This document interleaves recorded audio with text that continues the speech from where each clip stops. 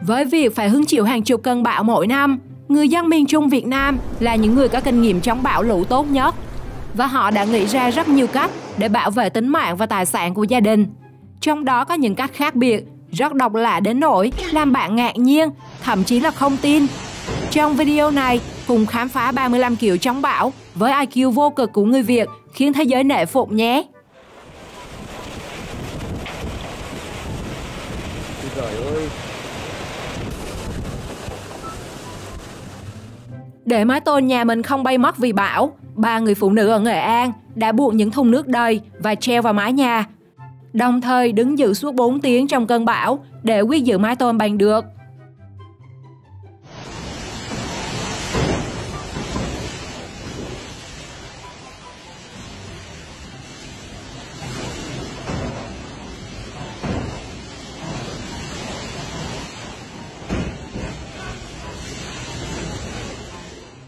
Mẹ thiên nhiên cũng phải chịu thua mẹ Việt Nam khi cô gái nhất quyết đương đầu với gió bão để giữ lại cái cây do người yêu tặng.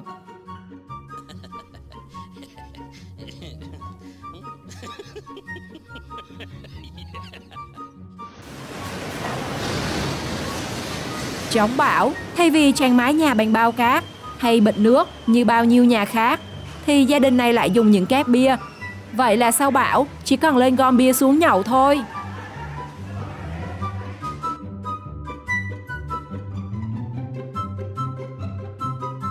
Rồi, tới công chuyện này.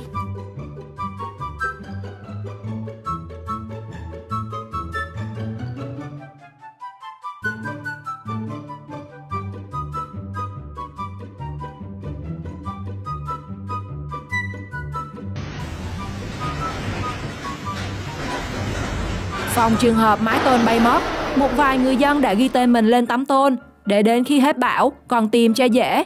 Khó vậy mà dân mình cũng nghĩ ra được. Đúng là IQ vô cực phải không các bạn?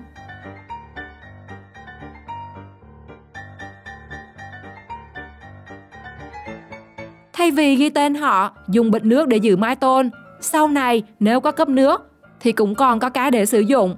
Một công đôi chuyện đúng không nào?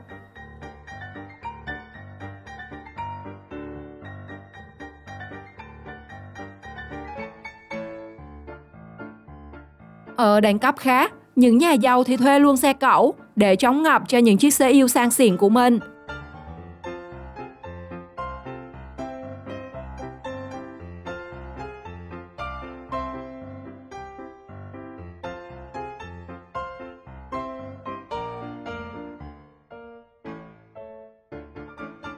Ai ít tiền thì dùng bạc tạo thành một chiếc lồng chống ngập cho xe ô tô. Trông cũng rất gì và này nọ. Còn bạn chống ngập cho xe của mình bằng cách nào? Comment cho mọi người biết trong phần bình luận nhé!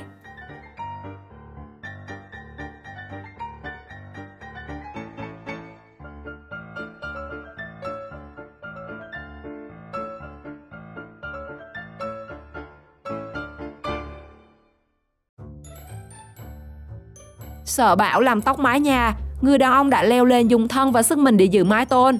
Theo bạn, ông ấy có giữ được không?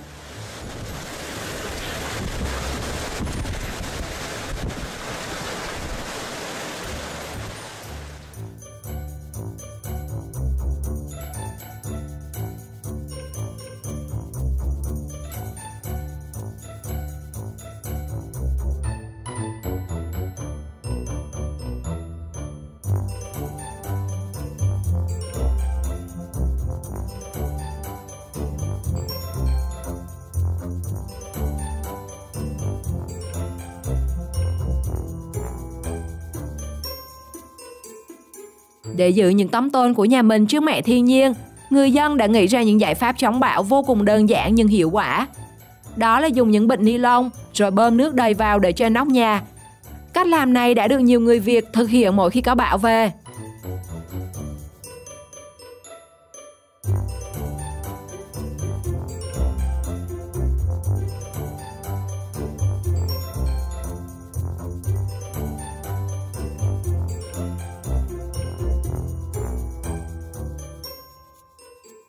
Để ứng phó với siêu bão số 5, một cửa hàng ở miền Trung đã chi 200 triệu đồng thuê hãng hơn 10 container, mỗi chiếc nặng 5 tấn, chén hết trước mặt cửa hàng. Còn xe ô tô thì bỏ vào thùng container. Dù tính toán khá ổn áp, tuy nhiên người chủ cửa hàng vẫn chưa lường trước được tình huống. Đôi khi container sau bão có thể lên nóc nhà ngồi nếu bão quá khủng khiếp.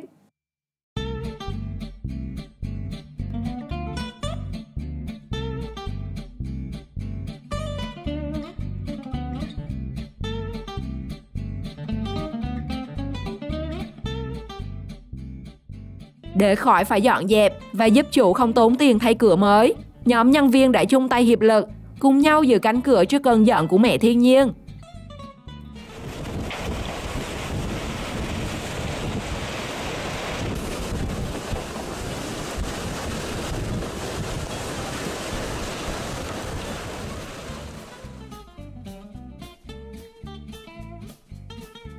Để tránh trường hợp ô tô ngập nước, một vài người đã nghĩ ra cách bọc túi ni lông cho xe.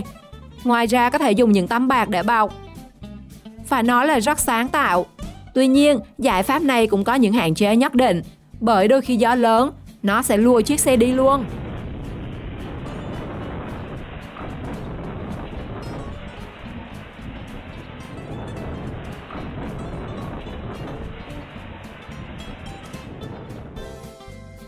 Chống bão thì ai có gì dùng nấy.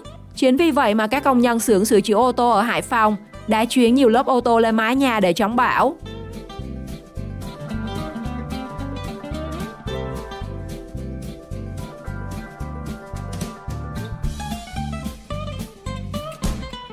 Rút kinh nghiệm từ trận bão Yagi năm ngoái, khi bão Wifa đổ bộ, một gia đình ở Hải Phòng đã sử dụng chiếc xe tải nặng hàng chục tấn của mình làm mỏ neo để giữ mái nhà.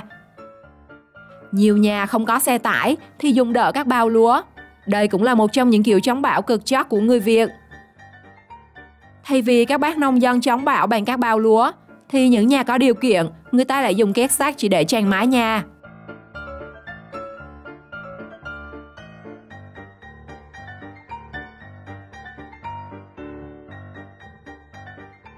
Trong khi những chiếc xe khác ngập bị bõm trong nước, và kết cuộc thì chắc bạn cũng biết rồi đó.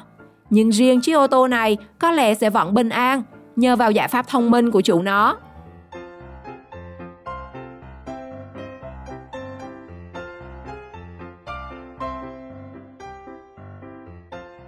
Đang đi đường mà gặp bão, nếu thấy hầm của các tòa nhà, các bạn nên nhanh chóng đi vào tránh bão để giữ an toàn cho mình và người thân nhé.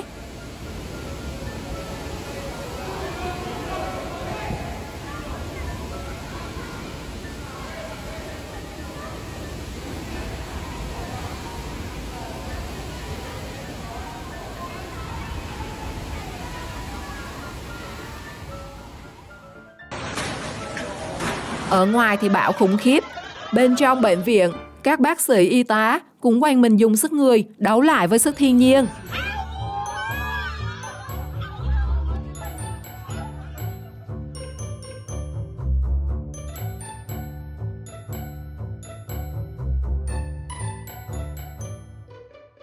Nếu buông xuôi, họ biết chắc rằng tấm vách nhà mình sẽ không cánh mà bay theo cơn bão. Nên dù đang mưa to gió lớn, hai người đàn ông vẫn dùng chính sức mình để bảo vệ tài sản của mình.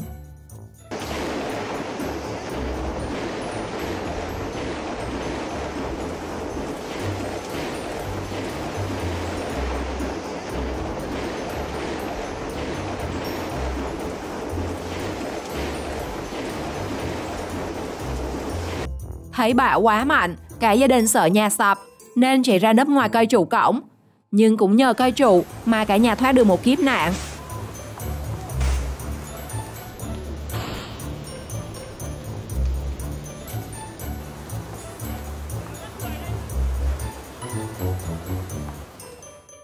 Mưa bão làm ngập cả đoạn đường.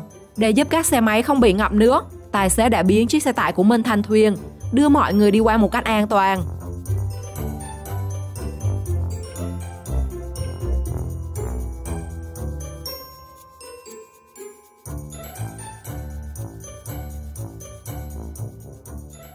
Cách chống bão nào của người Việt theo bạn là thông minh nhất và làm bạn thấy ấn tượng nhất? Comment câu trả lời cho mình biết trong phần bình luận nhé. Xin chào và hẹn gặp lại!